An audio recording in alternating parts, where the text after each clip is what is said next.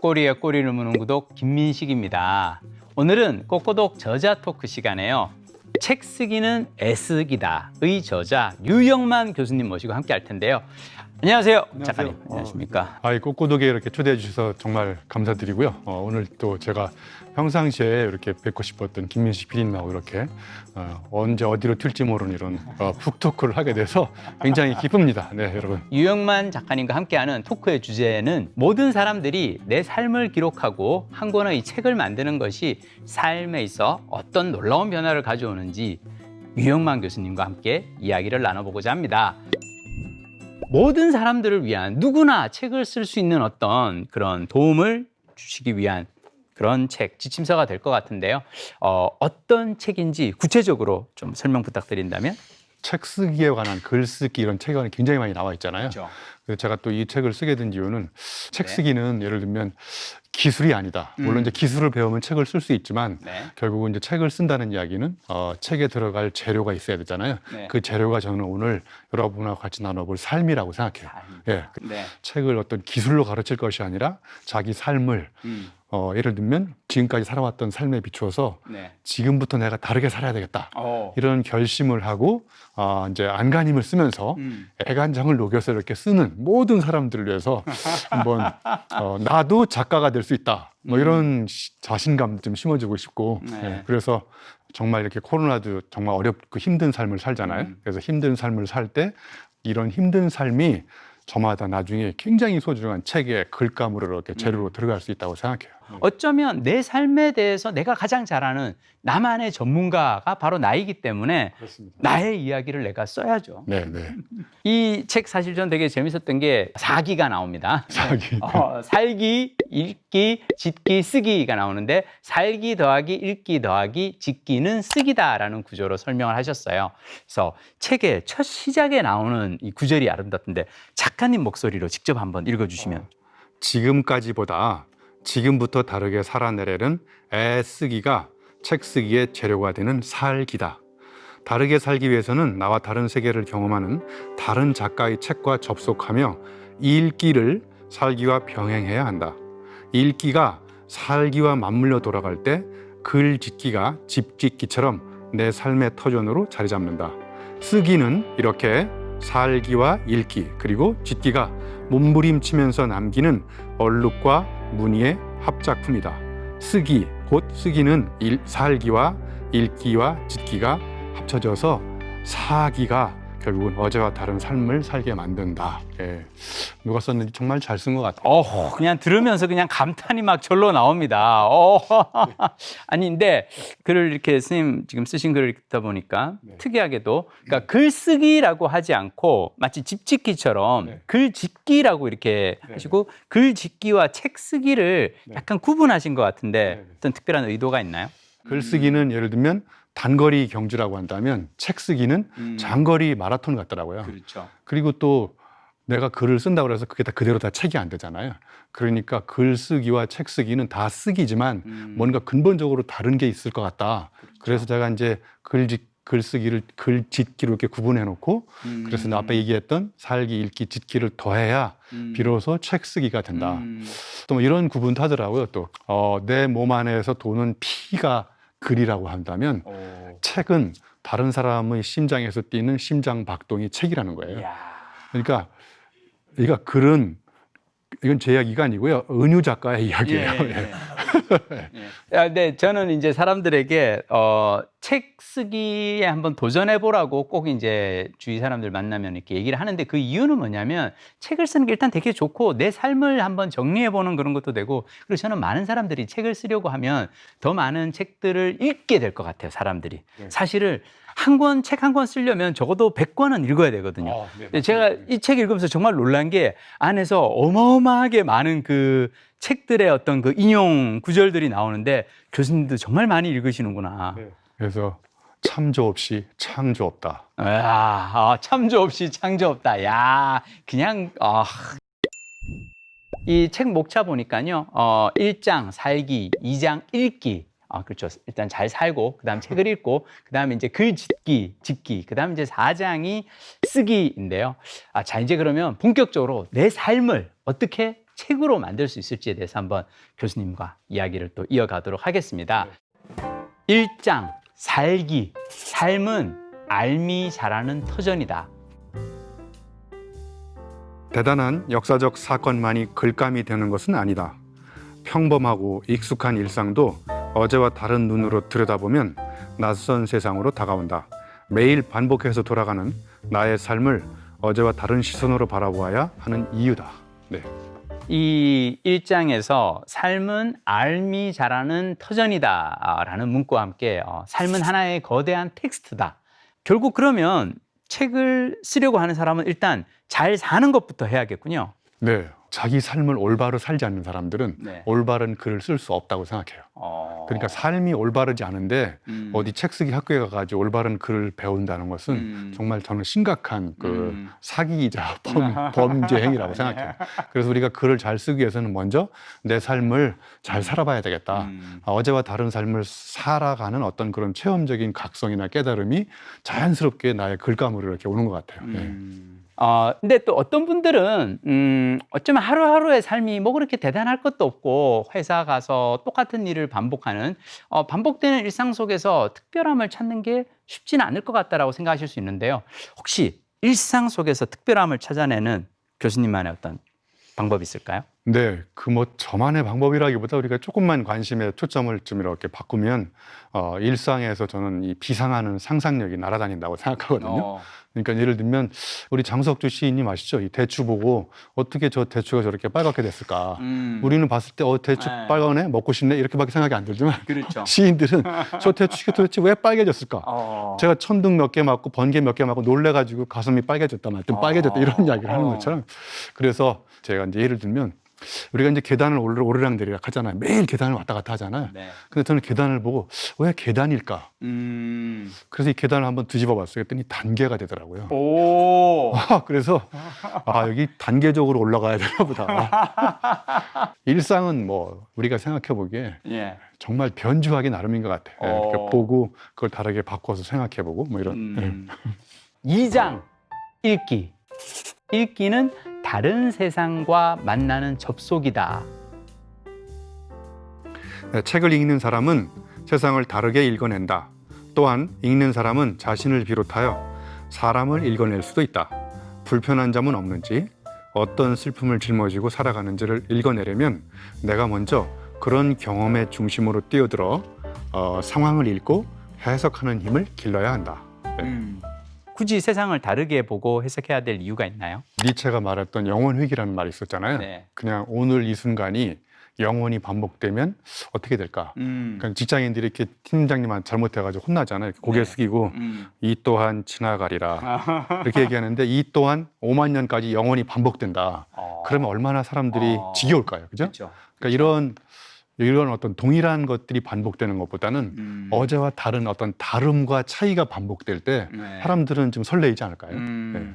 그래서 예를 들면 직장인들이 월요일 아침에 출근할 때 다리가 떨리는 이유는 어제와 비슷한 일이 반복될 거라는 그런 직감적인 그런 예감 때문에 그렇지 않을까요? 그런데 장인은 아침에 출근할 때 심장이 떨리거든요. 왜냐하면 어제와 다른 일이 벌어질 거라는 설레임이 있기 때문에. 네. 그래서 저는 다르게 읽고 다르게 해석하는 이유가 바로 우리 삶 자체가 비슷한 게 반복되면 재미없잖아요. 그렇죠. 뭔가 좀 흥미진진하고 어제와 다른 삶이 펼쳐질 것이라는 기대와 설레임이 있으면 오늘과 다르게 내일도 이렇게 꿈꿔볼 수 있지 않을까. 네. 근데 또 한편으로는 너무 많이 읽다 보면 내 이야기를 해야 되는데 자꾸 어디서 읽은 남의 이야기를 하게 되지 않을까요? 네. 그러니까 이제 책을 읽는 거는 굉장히 중요한 포인트거든요. 왜냐하면 내 경험이 최고다. 이런 오만에 빠질 수도 있고 그렇죠. 내 생각이 정말 이렇게 미천하거나 이런 깨달음을 줄 수 있는 것은 결국은 나와 다른 사람이 쓴 책에 접속을 해서 그 책에 있는 어떤 지적 자극이 내 뇌리 속으로 파고들었을 때 그렇죠. 그때 비로소 이전과 다른 생각을 하기 시작하거든요. 그런데 또 중요한 거는 이제 그런 책만 계속 읽으면 책만 읽는 바보가 될 수 있다 이렇게 생각합니다. 책에 순기능 중 저는 하나라고 생각해요. 그러니까 나와 같은 조건에 있지만 다른 무언가를 이룬 사람들의 이야기. 그러면서 내 삶을 바꿀 수 있는 어떤 그런 동력을 얻게 해준다는 거. 3장, 짓기. 글은 삶이 남긴 얼룩과 문이다. 나의 글에는 내가 살아온 길이 있고 살아갈 길도 있으며 살아가야만 하는 길도 있다. 글과 길 그리고 삶은 하나다. 그래서 그 사람의 글을 보면 그 사람이 걸어가는 길이 보이고 삶이 보인다. 어떻게 살아갈지를 고민하지 않고 글 쓰는 기법만 가르치는 글짓기 과정은 무의미하다. 어떻게든 살아가기 위해 안간힘을 쓰는 노력이 그 사람의 글이 된다. 글짓기는 그래서 애쓰기다. 네. 글과 삶, 삶과 글에는 어떤 관계가 있나요? 어떤 사람이 쓴 글을 보면 그 사람의 삶이 이렇게 어렴풋이 떠오르는 것 같아요. 아, 그러니까 결국은 삶과 글은 같이 맞물려 돌아가는구나. 그러니까 그 사람이 쓴 글에는 그 사람의 삶이 보이고 그 사람이 살아온 삶만큼 그 사람의 글이 나오는 것 같아요. 그러니까 자기가 자기 삶을 능가하는 제가 보기에 글은 쓸 수 없다고 생각해요. 저는 그래서 시종일관 글을 잘 쓰고 책을 쓰려면 일단 살아가는 삶을 지금과 다르게 바꾸지 않는 이상 지금과 다른 글, 지금과 다른 책은 나오지 않는다. 이런 생각을 갖고 있어요. 어쩌면 또 거기에 더해서 저는 글은 약간 자기 예언적이라고 생각할 수도 있어요. 그러니까 이러이러하게 사는 삶이 좋은 삶이다. 난 이렇게 살고 싶다라고 공개적으로 글을 쓰면은 그것은 또 내가 세상에 대해서 한 어떤 약속이 되면서 또 삶을 또 그렇게 살게 되는 그런 효과도 있거든요. 맞습니다. 그러니까 글이 삶을 반영하기도 하지만 쓴 글이 내 삶을 쓴 대로 이렇게 이끌어가는 것도 그렇죠. 생겨요. 그러니까 정말 우리가 쓰기를 하지 않으면 안 되는 놀라운 이유들을 우리가 발견할 수 있는 것 같아요. 네. 오늘 특별히 우리 꼬북님들에게 알려주시고 싶은 어떤 글쓰기에 있어서 책 쓰기에서 중요한 기술이 있다면 무엇이 있을까요? 저 나름대로 제 삶의 역경을 경험했잖아요. 그러니까 역경을 뒤집으면 경력이 된다. 오, 야, 좋다. 이거 어디 가서 써먹어야 돼, 이런 거. 그러니까 언어적 변주입니다. 네. 그래서 언어가 바뀌면 그 사람의 삶이 바뀌거든요. 삶을 바꾸려면 또 언어를 바꿔야 되는 거고. 그래서 글짓기에 저는 굉장히 중요한 하나의 비밀 중에 하나는 끊임없이 우리말을 굉장히 많이 공부를 합니다. 영어도 마찬가지예요. 라이브를 뒤집으면 에빌이 되거든요. 에빌. 제대로 삶을 살지 않으면 악 같은 다른 사람의 악의 존재가 될 수 있다. 이렇게 생각해 볼 수도 있고, 그 다음에 내가 지금 경험했던 것들을 어떻게 이 언어를 잘 구사해가 붙였다 뗐다 이렇게 해가지고 글쓰기를 할까, 이런 게 제가 평상시에 고민하는 취미 생활이기도 합니다. 아니, 저는 지금 들으면서 살짝 그랬던 거는 이렇게 왜 리브 사는 거를 이렇게 뒤집으면은 악이라고 하셨는데 잘못 살아버리면, 리브들을 잘못해버리면은 뒤집으면 데빌이 되는 거죠. 죄송합니다. 죄송합니다. 자, 4장 쓰기. 책 쓰기는 삶을 담아내는 애쓰기다. 모든 사람은 한 권의 책이다. 저마다 탄생 배경과 추구하는 꿈과 비전이 다르듯 그 사람의 삶을 녹여내는 책 또한 다를 것이다.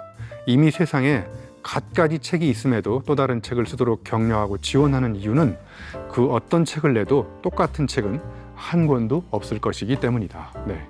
저는 모든 사람은 다 한 권의 책이다라는 이 말씀 듣는 순간 제가 20년 전 아내에게 작업 걸 때 했던 수작이 생각납니다. 제가 뭐냐면 아내가 이제 책을 되게 좋아하는 사람이었는데 저 한 몇 번 만나고는 이제 안 보려고 이렇게 제가 연락해도 안 받고 해도 안 하더라고요. 그래서 제가 그랬어요. 책을 표지만 읽고 이렇게 가지 마라. 물론 표지를 보면 상당히 빈약해 보이지만 어쩌면 내용을 좀 더 깊이 있게 이렇게, 그러니까 별로 이렇게 끝까지 다 읽고 싶지 않아요, 선배라고 했는데 제가 아니야, 책은 끝까지 읽기 전에는 알 수가 없어. 표지만 보고 지금 자꾸 이렇게 던져버리지 마. 약간 이러는데 누구나 책을 쓰고 싶어 하지만 아무나 또 책을 끝까지 써내기는 쉽지 않을 것 같아요. 책을 쓰고 싶어 하는 분들에게 어떤 희망과 용기를 주실 수 있는. 제가 이런 말을 명언을 남긴 적이 있어요. 완벽한 때를 기다리다가 몸에 때만 낍니다. 네.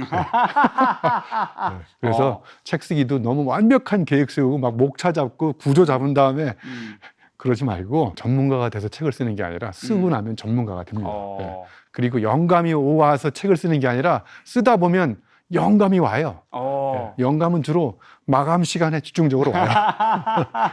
네. 그리고 또 쓰다 보면 이게 정말 하얀 백지를 놓고 계속 고민하면 내 머리도 백지가 되거든요.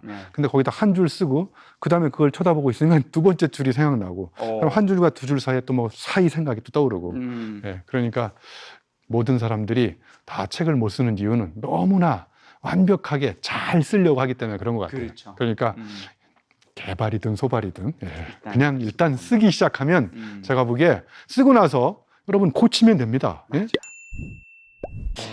그 많은 책 중에 이 책 쓰기는 애쓰기다가 특별히 어떤 의미를 갖고 있다면? 그리고 모든 사람들이 다 자기가 살아온 삶을 그 누구도 해낼 수 없는 자기만의 작품으로 만드는 애간장을 녹이는 그런 과정.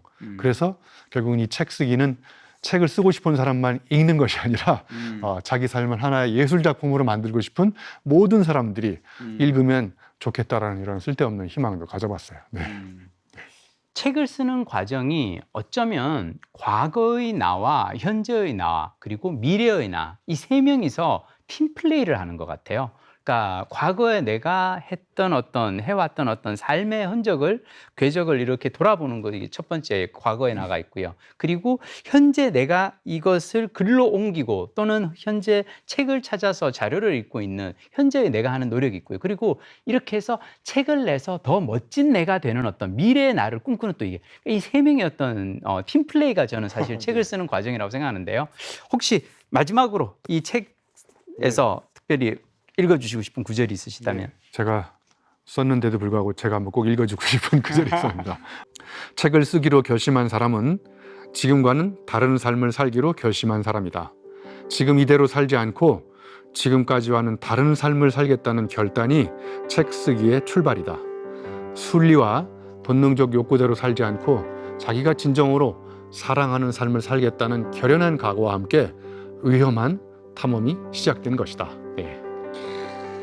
책을 쓰는 사람은 인생을 바꿉니다. 그러니까 지금까지 살아온 삶과 확실하게 다른 어떤 전기를 만드는 것이 책을 쓰는 과정이라고 생각하고요. 책을 한번 써보고 싶다는 생각을 가지신 분이라면 당연히 찾아 읽어보셔야 되고요. 그리고 무슨 책이야 라고 하셨던 분들도 한번 읽어보셨으면 좋겠어요. 오늘 유영만 교수님과 함께한 꼬리에 꼬리를 무는 구독 여기까지 하겠습니다. 다음 시간에 뵙겠습니다. 고맙습니다.